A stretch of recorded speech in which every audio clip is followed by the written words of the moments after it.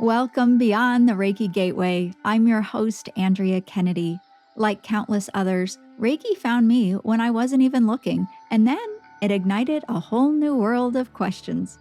This podcast explores topics of interest for the spiritually curious.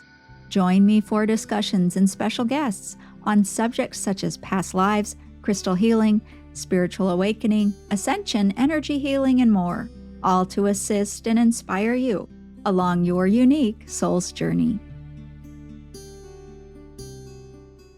After hearing from so many of you requesting in-person Reiki training, I've gone and done it. I've scheduled classes right here in Ann Arbor, Michigan in October.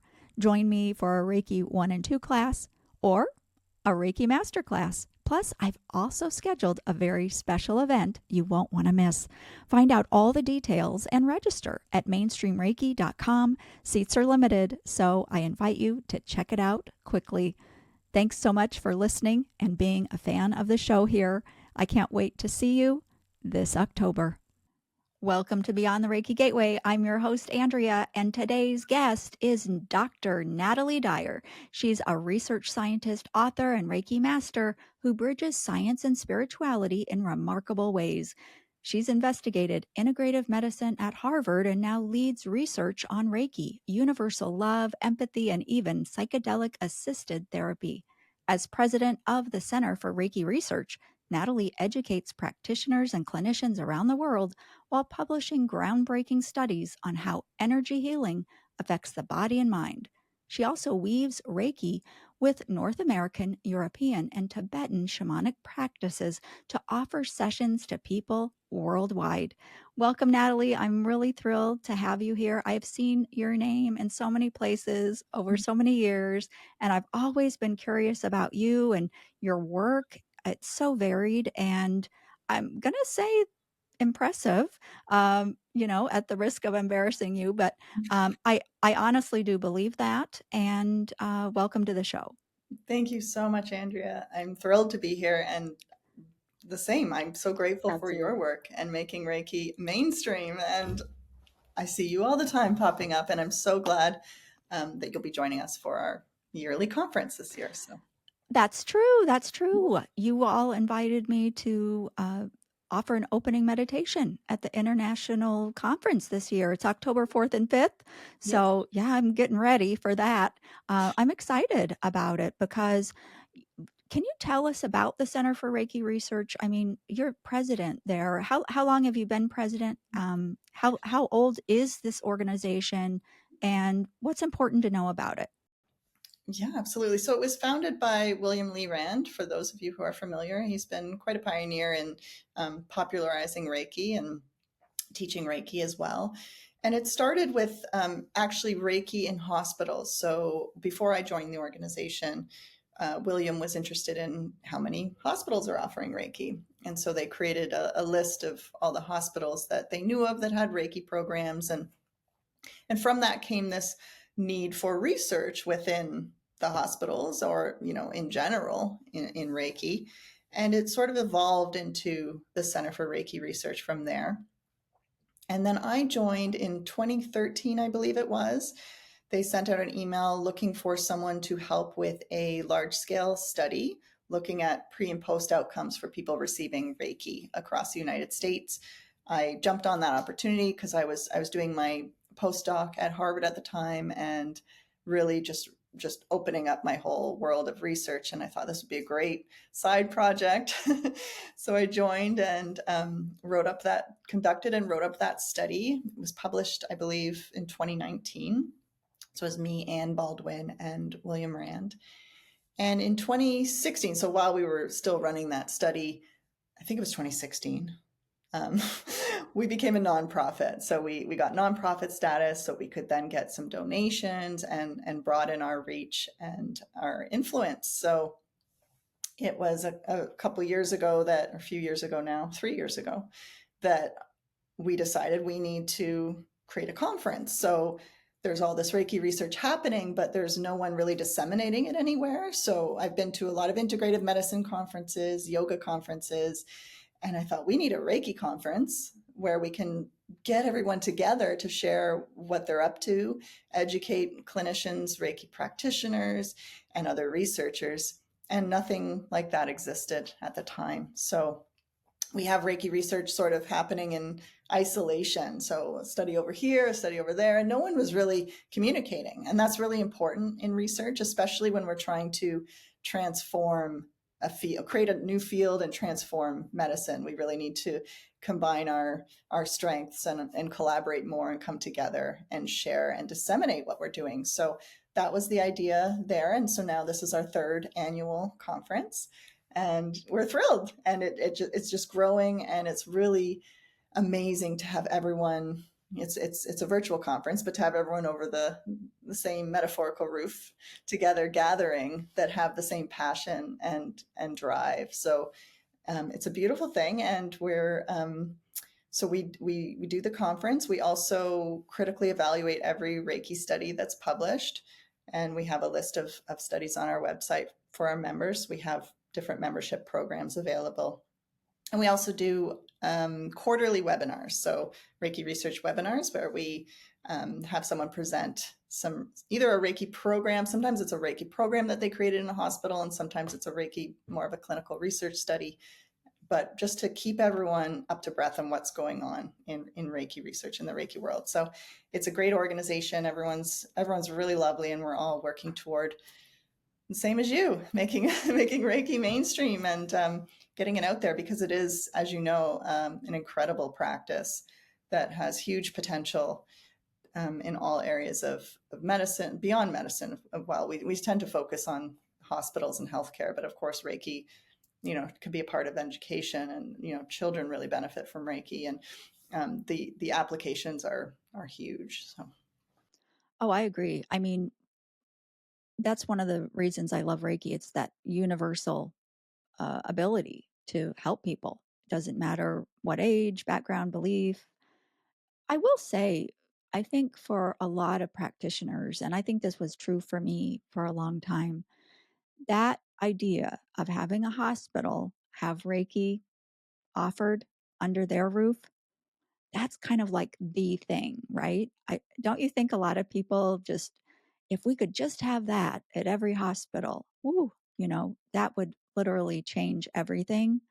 Um, what are your thoughts about that, getting Reiki into hospitals? And do you have a more current count of how many programs are in, I don't know about hospitals or how you categorize that? Maybe it's just healthcare facilities. How do you measure that? This is a perfect question, because we are working on this right now. So there hasn't been any study of that. We don't know how many hospitals are offering Reiki. What we do know is that many are, and there was some statistic floating around, but it leads to a dead end. We can't find any study that was done. I think it said 15% or so of hospitals. That might be a good guess, but we don't really know. So we're currently actually just starting a nationwide survey of hospitals in the United States to find out exactly what number. So it's beyond Reiki. We're of course interested in Reiki, but we're also looking at all biofield therapies. So that includes healing touch, therapeutic touch, even some shamanic healing, spiritual healing, any of those sorts of things, to really understand where is that number now, because we want to increase it and we need to know if we are increasing it. So we need to know where we're at, and then we can see in maybe a couple more years, do another survey and see, is it increased? Unfortunately, with the pandemic, a lot of programs did shut. So I think if we did this survey maybe in 2019 or 2018, it would be maybe a little higher than it will turn out to be now. But we do know also that top hospitals are more likely to have it. Of course, they have more funding, and they can provide more integrative health services. But I truly believe that we are moving toward that there will be more and more Reiki offered in hospitals. Currently, it's a lot of volunteers, which is great. It's a nice way to start. But there are some Reiki practitioners that are now starting to get paid for their services. And I think that hopefully that's the way we end up going. It's an incredible offering. It really helps with you have inpatients that are just in bed all day, some of them, and why not have someone come by and give them that loving energy, it's a game changer. And we'll see improvements in symptoms, we'll see reduction in pain medication. This is what I believe based on the research. So I work with university hospitals remotely. It's centered in Cleveland, but I live in Canada, but I work with them remotely, and they have a very robust volunteer Reiki program. The person who leads the program is also a nurse, and she's paid, but it's really dependent on volunteers right now.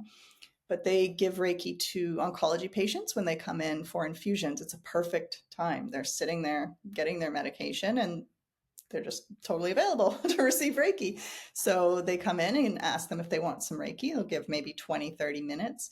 And we see clinically relevant, statistically relevant improvements in every measure that we look at. So that's nausea, fatigue, pain, anxiety.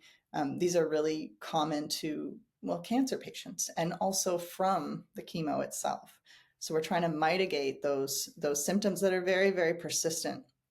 And they started offering Reiki as well to patients that are done treatment but still have these symptoms, this chronic fatigue, and it's very, very beneficial. They're starting program to expand the program. So they're smart.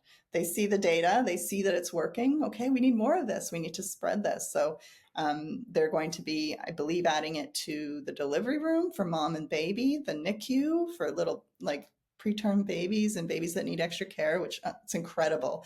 And I spoke with another Reiki practitioner. He's in Chapel Hill, North Carolina, and he works in the NICU and just holding the babies and giving them Reiki because they need to be held, they need to be touched. And what a perfect opportunity for that. And to see that it helps them improve. And it's incredible. So I do believe that medicine is heading in that direction.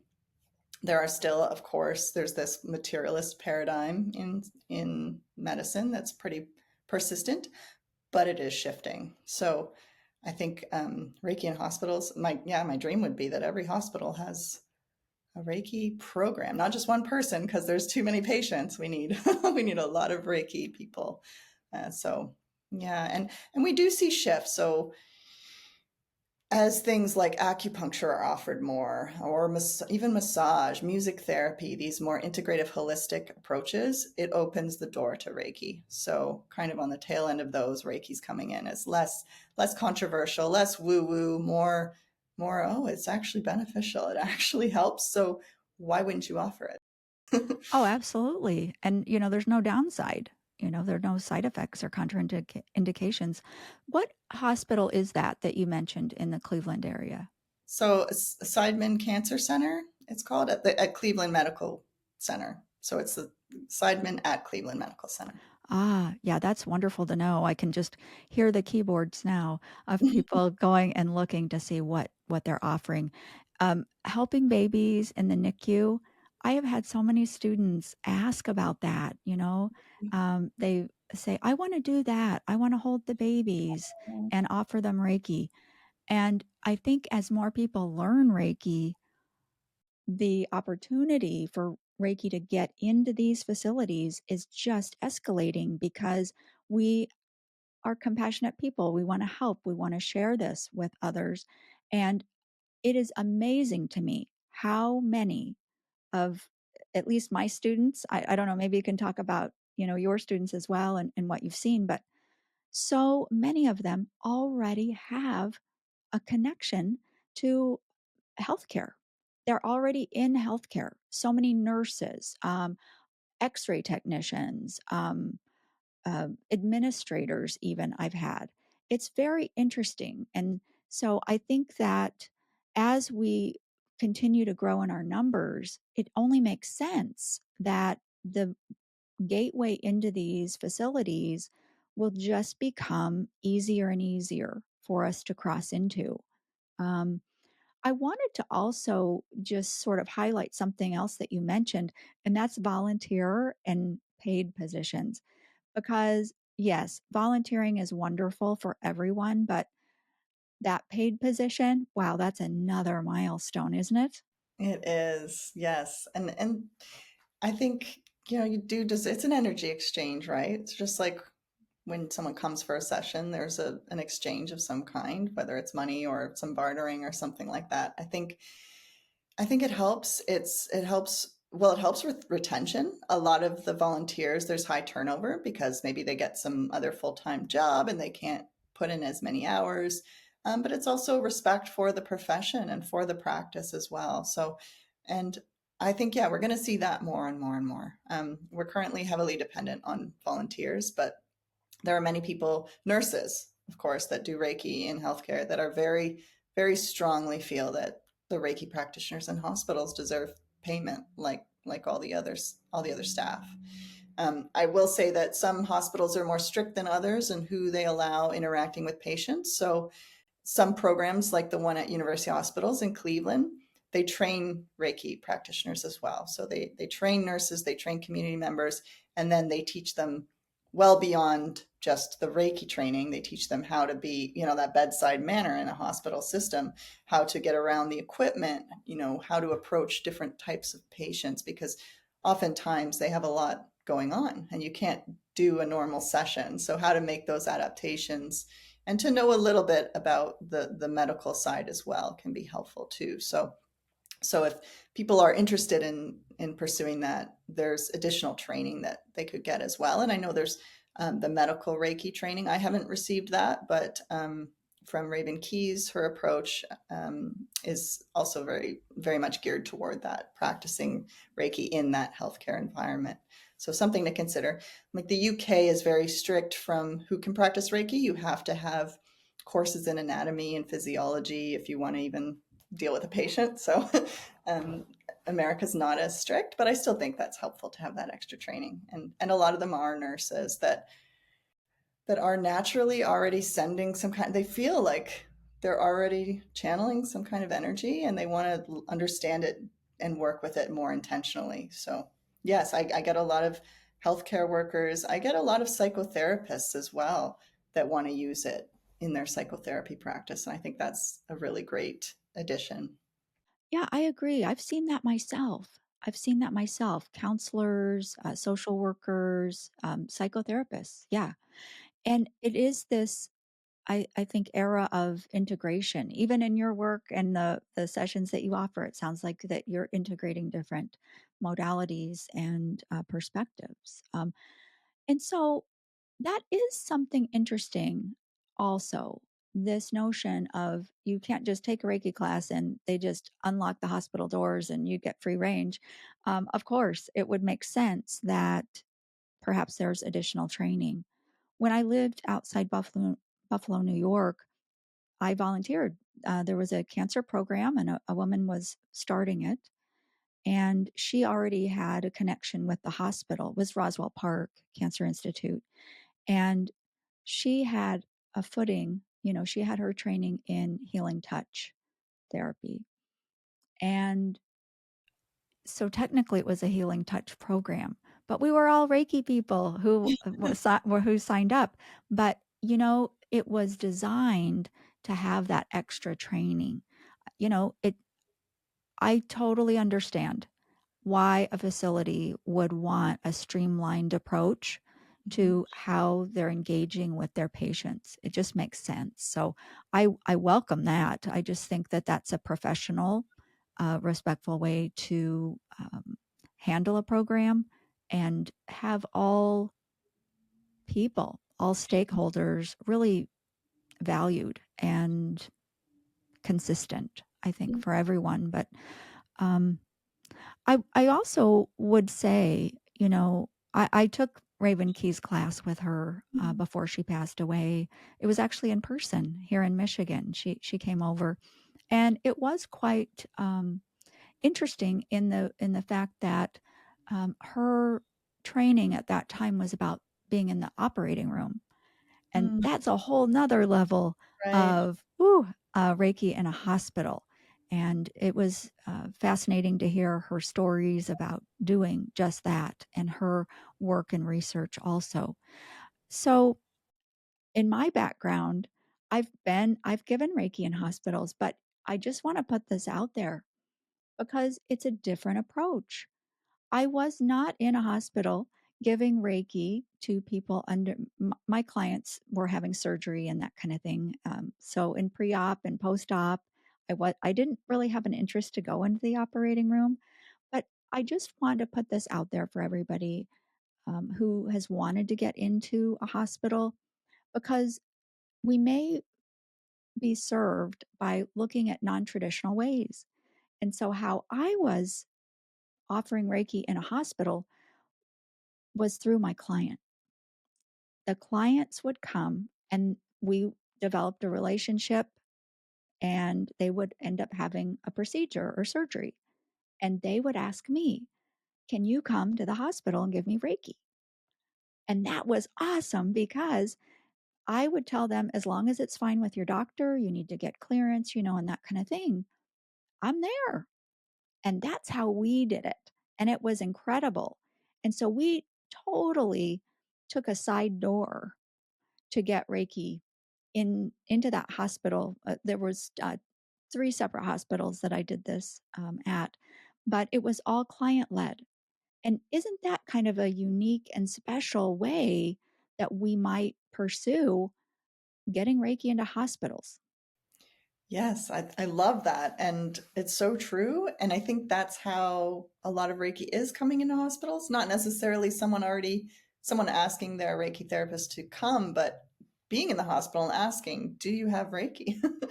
And demand, patient demand is the number one reason that Reiki is entering hospitals. They've had, patients had Reiki outside the hospital, they're in the hospital and they want their Reiki. And yeah, and I want to also mention about just, there's the medical training, and then there's also the caution around the use of symbols and interpreting what you pick up during a session and all of that. That's a no-no in the hospital environment. We want to make it as secular as possible. So um, no symbol drawing, that can freak some patients out. No messages, none of that. Just the energy and just the presence and the love, and that's the way that it has to be done in that environment. Oh, yes.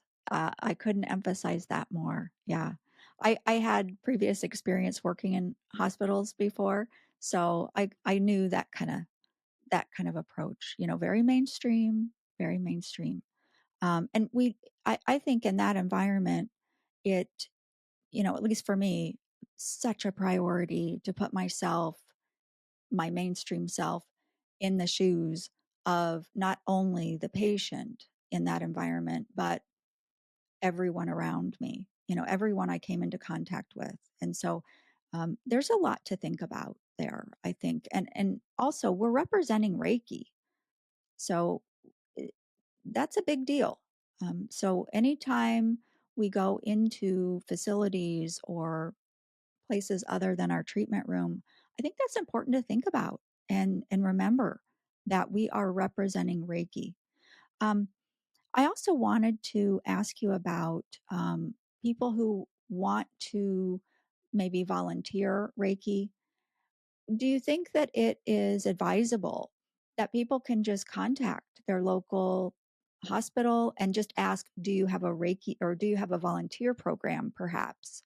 And perhaps maybe make a connection in that volunteer way, and then venture into what kind of volunteering and perhaps pursue that way? Yes, that's definitely one approach, and I think most programs are operated through the volunteer department. Another approach is if they have an integrative health department. Now, most hospitals don't, but I think around 40, maybe 40%, that might be generous, but around 40% or so at least have some kind of integrative health offering. So if there's a department, that's useful. Sometimes you can even talk to other therapists, music therapists, massage therapists, because very frequently they're trained in other modalities as well. And they might be like, oh, I'm trained in Reiki too. That's a great idea. Let me talk to this person, this person. It's all about finding the right person, the advocate or the champion, as we call it, that supports it. So you don't want to just reach out to anybody because they might just shut the door and say that's not helpful. Volunteer services, I think, is a great approach if it's just this hospital, it's local, and find out if your services would be welcome there. I think that's great. Yeah. Yeah, and I think finally, too, before we shift into some research stuff, research findings, is to perhaps just mention that perhaps that champion is them. If it's not there yet, and if they have a passion and a calling, perhaps follow that guidance, because maybe they're the one who is instrumental in bringing something to life. Yeah. All right. So let's talk about some research, Natalie. You mentioned a couple of different studies. One at the Cancer Center, and some of the, and I'm going to say symptoms that were helped there. And um, beyond the symptoms and alleviating symptoms, um, is Reiki being studied in any other way besides just relieving symptoms? You mentioned biofield too. I mean, I don't know. I'm being a little scattered in my question because it's a little overwhelming, all the research that I'm hearing is taking place. And, to circle back, Dr. Shamini Jan is the keynote speaker at the conference that we're both involved in October. And she was just a guest here on the show. So I'm still kind of flying high from that interview and all the research that she was talking about. But that cancer study and symptoms, and you have written so many papers and been involved in the research. What's the headline here right now at this time? Yeah, we typically look at symptoms because we're looking for a very convenient way to conduct the study that doesn't interfere with the natural, approach that the healthcare professionals are taking. So very frequently, so when they're coming in for an infusion, for example, like at the Cancer Center, they are looking at these symptoms already. They're looking, how's your nausea? How's your fatigue? How's your pain? How's your overall well-being? And what's our other? We had 5 symptoms we were checking. They're already doing these patient-reported outcomes. So we're looking at that and we're seeing, Reiki's greatly improving all of these. Now, if we're to then conduct a randomized controlled trial around that, so that's an observational study where here's this program, let's study it, what's going on with the patients. Then we would want to look at their electronic health records potentially to see what's actually going on with their cancer, with their disease, with their pathology, with their biomarkers. And we haven't done that in the Cancer Center yet, but that's our next step. We want to look, okay, is it actually impacting the disease? Or is it just making them feel a little better for a certain period of time? Of course, it's all connected, right? If we're going to be feeling better, we're going to have a better outcome. It's all connected. Our symptoms and our disease, our mind, our body, all of that is all interplay. And this is where whole person health comes in. There's a nice, huge shift in medicine toward whole person health. So the person is not just the disease, the person is, their social life, their spiritual life, their everything, the emotional health, all of that all plays into the disease. We know how big stress is in creating illness and disease, for example. So when we're looking at stress and how Reiki can improve stress so dramatically, we're assuming that it's going to improve the outcome of their disease. So far, we have a bit of research on that, looking not at cancer outcomes in humans with Reiki yet, but looking in animal models a bit. So where Reiki is improving pancreatic cancer in mice and in cell models, and breast cancer. So we're seeing that this, or energy healing in general. Sometimes it's the study is a natural healer or some other kind of therapy, or they're trained in a bunch of modalities and they're just calling it energy healing or energy medicine. And we're seeing that the cancer cells will proliferate less and they will apoptosis. They will die essentially, and the healthy tissue will remain intact. So that's really, really interesting. And the Center for Reiki Research is looking at a study. We're conducting a study right now looking at breast cancer cells as well. So hopefully I don't know if we'll be able to present that during our next conference, but maybe the next one, 2026. So we're finally at the point where we're looking at actual disease outcomes, because it's seen as complementary. It's seen as And it still is. It's a part of complementary medicine because it's not ethical to withhold a standard medical treatment. So our comparison is not there yet. We're not comparing Reiki to chemo. We're having chemo and then we're adding Reiki. But what we need to do is now start digging through those that get Reiki in addition to chemotherapy and looking at their cancer and disease outcomes compared to those that get the chemo without the Reiki. So we're not quite there yet, but we're building that evidence base with animal models. And what we do see in humans is we see a reduction in inflammation. So assuming this is the vagus nerve activating the parasympathetic system kicking on, so that's our rest and digest, the opposite of the stress response. And when we have a decrease in inflammation, we have an improvement in disease. Almost all chronic disease is due to inflammation.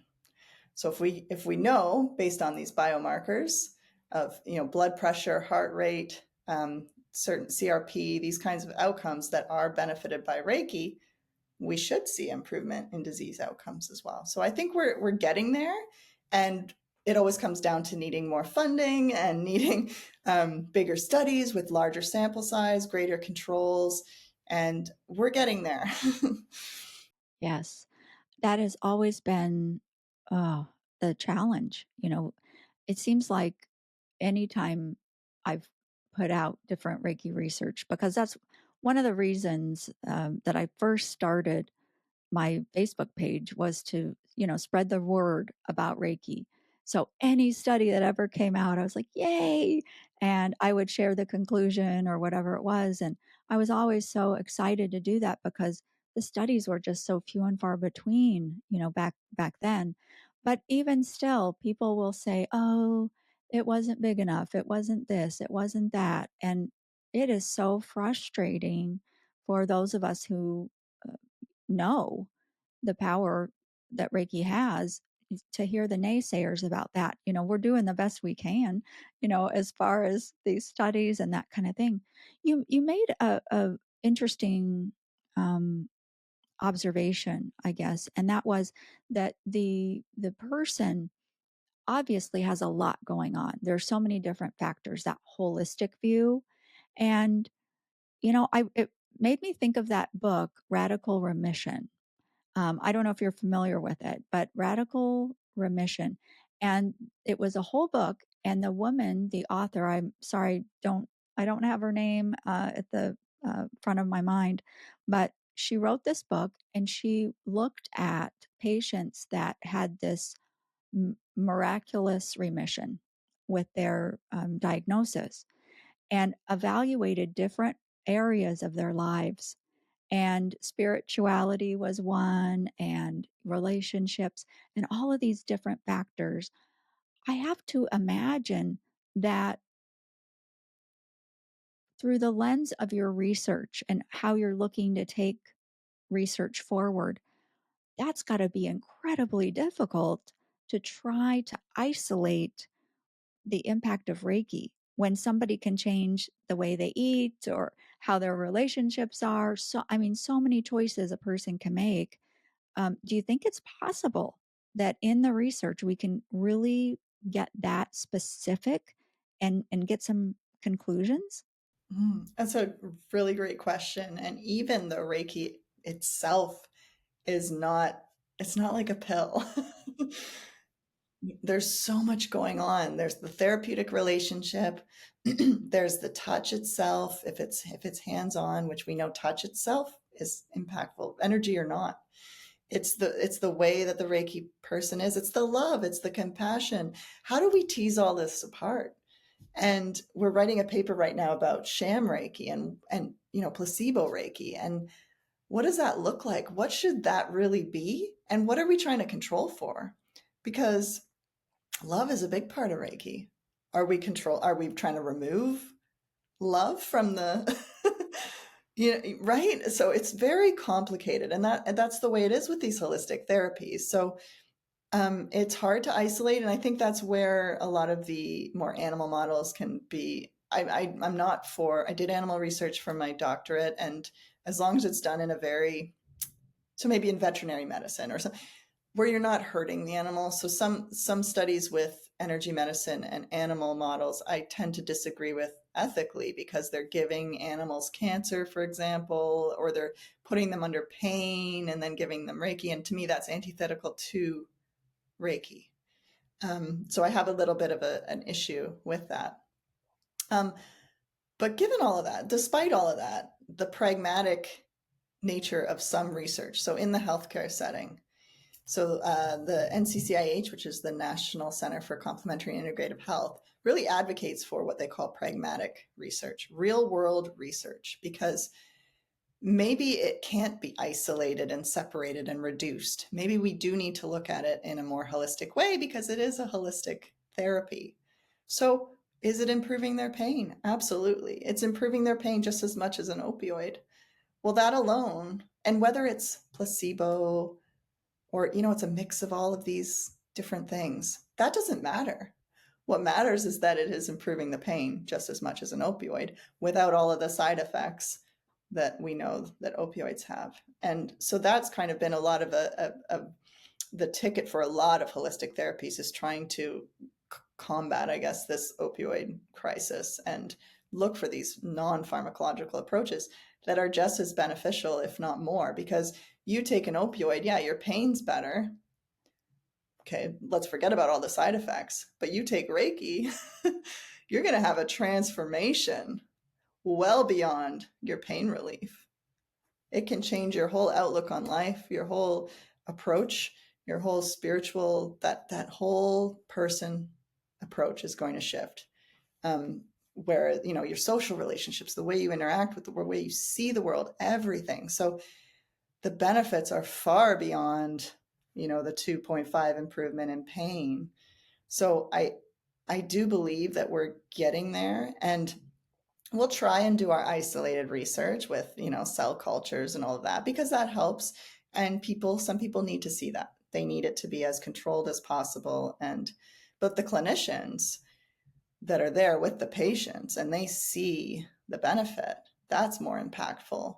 Or even with what we've seen with acupuncture, for example, because I do other integrative therapy research, is that if you you offer the clinician the therapy that they're, not sure about, well, they become pretty sure about it as an approach, and they start referring their patients.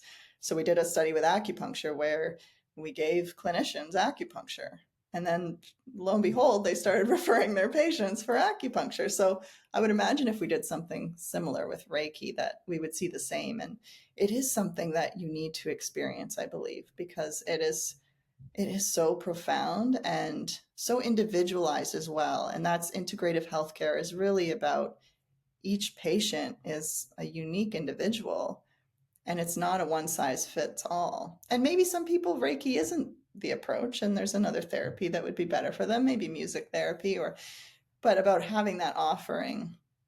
It's tricky with the research. That's why there's so many different types of studies, so many different designs, and I think they all have tremendous value. When we're talking healthcare, we want to see the outcome of the patients, of course. When we're thinking of more detailed disease models, then yeah, maybe the more animal model research or the cell model research has some value. And I know ND Anderson Cancer Center, Lorenzo Cohen is doing some great work with cell models and animal models with cancer. He's wonderful. I think that's energy healing in general. I don't know, maybe they're trained in Reiki as well. But so there's a lot of research going on beyond Reiki as well in these other therapies. And we thankfully have a group of funders that have come up called the Subtle Energy Funders Collective. They're philanthropists from Silicon Valley. And yeah, it's very interesting. They've all had personal experiences with energy healing, and they want to make it mainstream. And so they're starting to fund a lot of projects. And documentaries and podcasts, and really trying to put money, which is needed. We need the funding to do the research to shift healthcare. We know how much funding comes from big pharma. So we have to match that at least a little bit. So I think we're going to see a huge shift we're just kind of, it's just this undercurrent right now, but this massive wave, at least in the United States. I want to mention Turkey as well. So if you've been coming across the Reiki research, maybe you've noticed that a lot is coming out of Turkey. There's probably scientific journals in Turkey, but they're publishing in English journals. And I think that's really interesting. The government, the Turkish government in 2017 shifted medicine and education toward integrative health and said, this is where we need to put our focus. So we've seen this explosion in Reiki research from Turkey, which is pretty amazing. So it's not just here. I think this movement is happening in other parts of the world as well. And this is why it's nice to have these communications and these conferences where we can come together and share what we've been working on. And we had our first conference, we had one of the researchers from Turkey come and join a panel. So yeah, it's really exciting time. And there are the open-minded skeptics, and then there are the cynics, and the cynics will never, no amount of data or information is going to shift them, and that's fine. We'll just let them let them be. But otherwise, I mean, even Harvard Medical School, when I joined there to do my postdoc, and I told them I do Reiki, I thought I was going to be met with, but they were like, oh, I love Reiki. So you think somewhere like Harvard, I thought wrongly that they would be very closed-minded or traditional, but no, all their medical students learn about integrative health and Reiki, and so it's part of their curriculum now. So we have all these fresh doctors coming out of Harvard Medical School that are open and understand that Reiki can be beneficial for patients. So it's very exciting. I just marvel at how Reiki has changed as far as, its presence in the world. And I think it's 30 years since I learned Reiki level 1. It's totally different, totally transformed. And I had wondered about the Turkey connection. And so I'm so glad that you mentioned that. I had no idea. And it really speaks to the power of our leadership, doesn't it? So they made a decision at the top, and we're seeing the results of that. So Pretty amazing. it is very amazing. And this group out of Silicon Valley, yes, finally, so I didn't know about that either. So these are all wonderful, wonderful things that you're mentioning, and so hopeful. Something also that came to mind was, it is interesting to me that there can be the naysayers, there can be, I need to have double blind peer reviewed, all of this, all of the hurdles, like every hurdle you could ever think of. And, but I imagine that, if I'm sick, if I'm suffering, or a family member is suffering, I just want something to work. I mean, when you're laying there suffering, do you really care about the double blind study versus sham Reiki and how it was conducted and how many participants there? You don't care about any of that. It's just give me whatever works. Give me whatever works.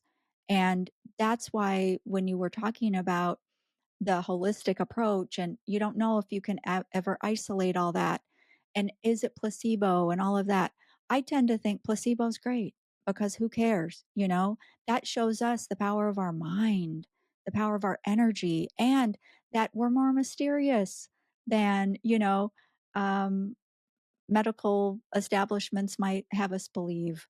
So I think all of that is wonderful.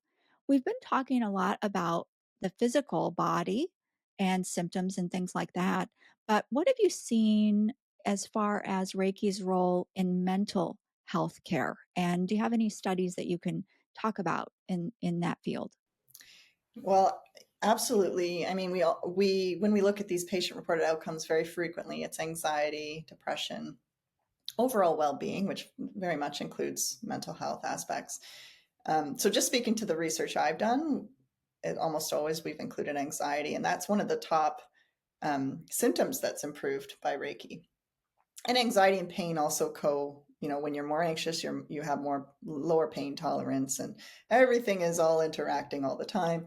Um, Absolutely beneficial for mental health. There was Kavita Prasad at Mayo Clinic, or she collaborates with Mayo Clinic. She's published with myself a couple studies with mental health populations getting Reiki as well, and very beneficial, whether it's in person or via Zoom. She's looked at both. Very much helpful for anxiety, stress, depression. Sonia Zadro, who will be on one of our panels she was at I think every Reiki Research conference we've had so far, but she wrote a paper. Maybe you came across it. It was a meta-analysis looking at Reiki compared to placebo for mental health, and found that Reiki outperforms placebo.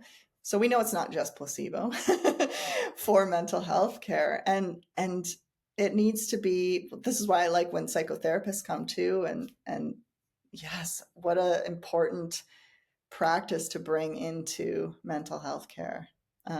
Absolutely. And I find just with clients, very frequently, it's stress, it's depression, it's anxiety. These are the very common things people are seeking relief from with Reiki. And it absolutely benefits it. When we see depression, I don't know if you've come across the research where they look at different emotions and where they're felt in the body. So that's fascinating work. With depression, it's almost like the energy is just turned down, just depleted, like almost don't feel anything, like this apathy, so really increasing that life force, that energy is very helpful for depression. With anxiety, we see a pooling of the energy in the chest area. This is why we get rapid heart rate, palpitations, like this sweaty palms, like this this sympathetic, activation. And Reiki works to move that down, move it out, move the energy. So emotions is energy in motion, and it needs to move. We need to process it and pull it through. And we see in our research too that one of the themes, we did a study looking at that large scale study I mentioned. We looked at the qualitative experience. So people receiving Reiki, which I think is very important for impacting these outcomes. So what are they experiencing during this Reiki session? We hear a lot about relaxation. That's nice, but that's not actually the most important component. So what we've found is that the emotions are really important. So what we call emotional release. So when people feel like, gosh, I was holding on to something, or I didn't realize I still had that in me, or maybe they even cry during the session, or they feel like something was released, a block, an emotion, something, we see that is predictive of improvements of anxiety and well-being and depression. So there is something going on where the Reiki is moving this energy, these stored emotions out of the body, so that we can be more aligned and in balance. So that's pretty remarkable. And compared to when we talk about the physical thing, so we know that when we get Reiki, you can feel, tingling sensations, waves of energy. So people that feel those body sensations are more likely to have improvements in pain. So that's really interesting too. So we're just starting that. We're publishing that this year, so you'll see that. I'll let you know when that one's out. But yeah, how does that experience relate to these outcomes? I think it's fascinating. And so if someone comes in with pain and they're improved by pain, are they going to have more physical sensations than the emotional? And we know it's all connected, right? But there are predictions. It's like, oh, I felt like something was released. And then you look at them and their anxiety is improved and their depression's improved and they feel higher in well-being. So that's kind of interesting.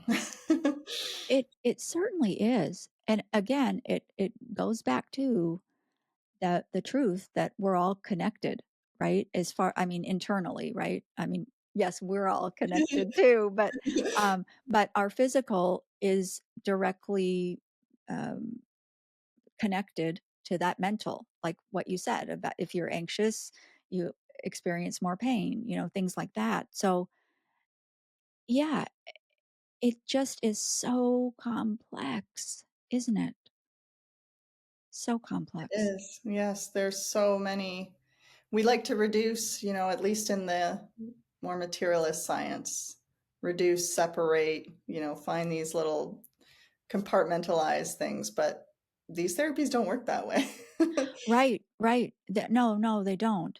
Um, what about distance Reiki? Have you done, how, what does the research say about in-person Reiki versus distance Reiki? Yeah, great question. There's only been maybe 8 or so around that distance Reiki studies, so not very many. We conducted one with the UK. The Reiki Medicare is their program, and they offered during the pandemic distance Reiki to their healthcare providers. And many of them, they were very stressed from the pandemic, and they just agreed because, well, it's something that might help me, and I don't know, and they were skeptical. But we found, again, like improvements in all these measures, these same measures of stress, anxiety, well-being, their sleep improved. But we also got, this is important to get these qualitative reports, because something like Reiki that's, maybe against the current paradigm, we want to really know how they're receiving it. And so a lot of comments like, wow, I didn't think this was going to work, and I feel so much better. I'm sleeping better than I ever have. Or, wow, my sinuses are clear after 20 years. I didn't expect that. Like these kinds of really interesting comments from people that are doctors and nurses that some were very skeptical. So I think there was one study done in 2004 that compared distance in person and didn't find a difference. I think Kavita Prasad, who I mentioned earlier, looked at Zoom and in person and didn't find a difference. So, but very little research has looked at that. But it seems to be, and based on people's report and based on, my own practice as well, there doesn't seem to be a need to be in person. Now, some people like to have your hands on them, and that's that extra level of support and care and love. And I think in a hospital situation or with very sick patients, that might be a good way to go as well. But it seems that it doesn't make a difference if it's in person or distance. And that's really interesting. And I love distance Reiki. And I think, that does add an extra level for the skeptic to be like, oh no, okay, you lost me there. I've heard that before. Okay. You lost me with the distance, but because then you gotta, try to explain that oneness, Hmm. that entanglement, and um, which isn't too, I don't think, too difficult to explain. But we're hoping at the CRR to run another study with distance Reiki. We're going to do all the things that everyone wants to see. We're going to do the randomized, controlled, well-designed study, and I think we're going to be looking at chronic pain. So look forward to that in the future. So because we do need more distance Reiki, it makes it more accessible, of course, if you don't have to be in person. So if we can have even volunteers giving at a distance rather than being in person, then that also holds value. So there's a tiny bit of research there, but again, we just keep seeing the same thing. It improves stress, it improves anxiety, it improves pain. So where do we Yes. take it from here? We do need more studies, I think, just because I think it's fascinating to try to understand it all.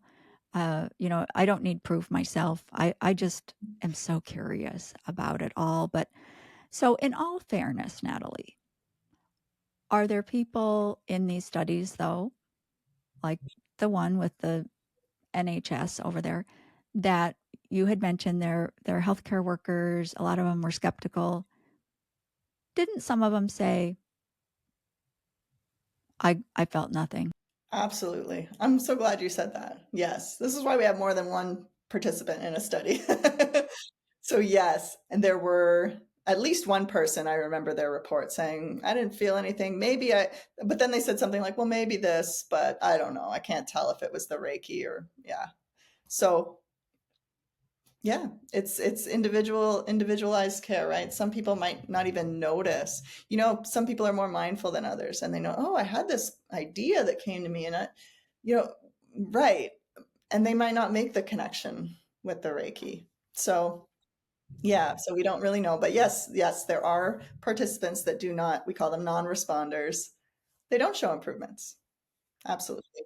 I love that you have a term for them because that's so valid. And the other thing with that too is you made a great point about this.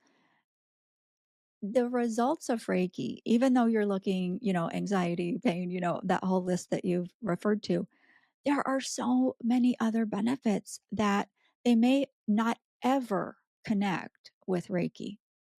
Something like, when their spouse does that certain thing, maybe they just don't have that intense reaction anymore to it. I mean, That's it could be as crazy as that. That's And what are the exactly the way odds? I was gonna say, like, their reactivity. I was thinking the exact same thing. I've had clients that have come back and said, "I feel like this was the Reiki, but I don't know, but I'm just not as angry. I don't react when my kids, would normally really piss me off. I'm just like calm." Yeah, Yeah. yeah, yeah. I tell a story all the time that one of my clients, he was in his 80s, and he would come twice a month for Reiki, every first and third Tuesday. And he told me once, he says, "I always know when it's right about time for me to have my appointment with you because I get really, I don't know," he says, "kind of like road rage." And then he looks at the calendar and he's like, "Oh, yeah, okay, yeah. It's just about time for my Reiki." Because after Reiki, he just loves all the drivers and his buttons just don't get pushed. Oh, yes. Yes, exactly. So we're on the same page there. I was gonna say the reactivity. Yes, yes.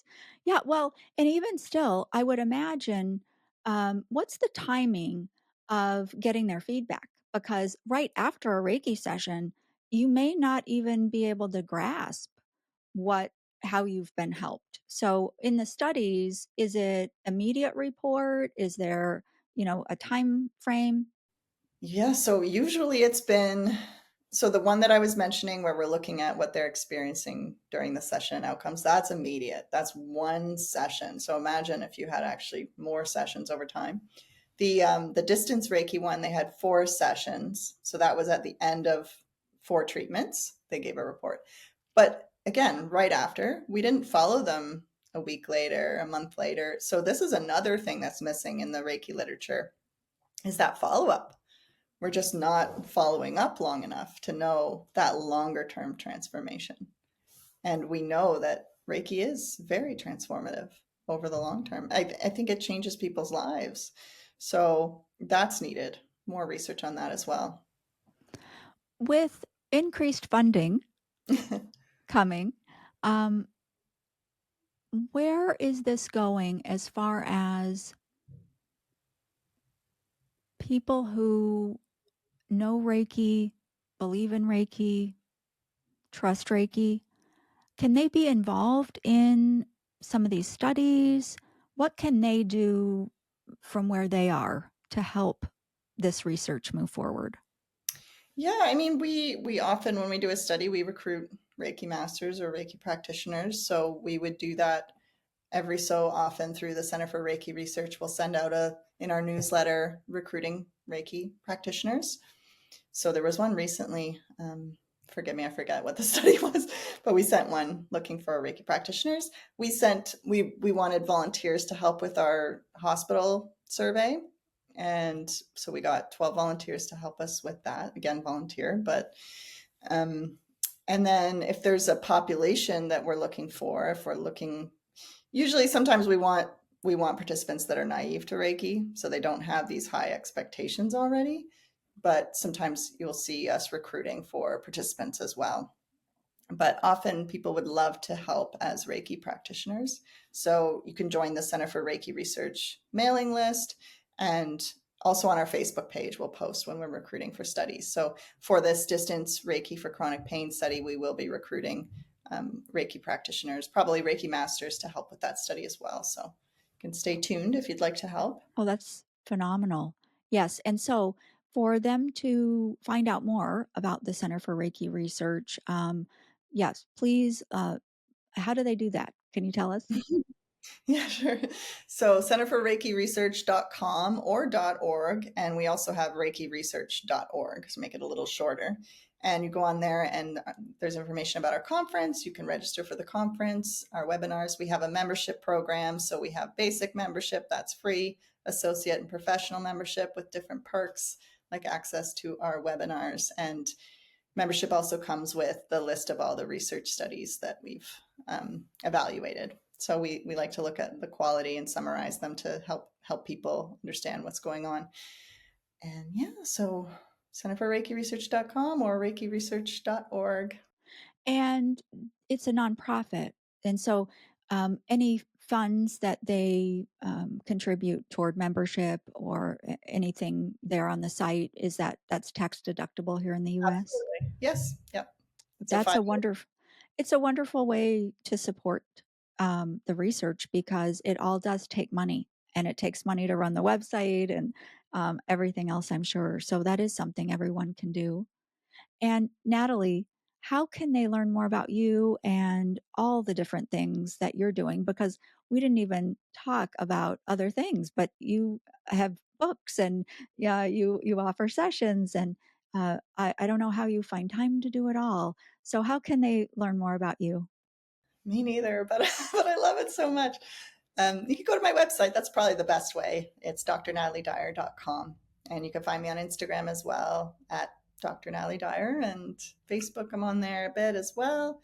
And yeah, you can find my courses on my website, my sessions, and my research as well. So Everything right there on your website. I'm sure your socials are linked there as well. So, wow, this has been really enjoyable. I can't believe we have never met, and now we've done it. So, thank yay! you so much for being here, Natalie. It's been enlightening and hopeful. So, thank you so much. Thank you so much.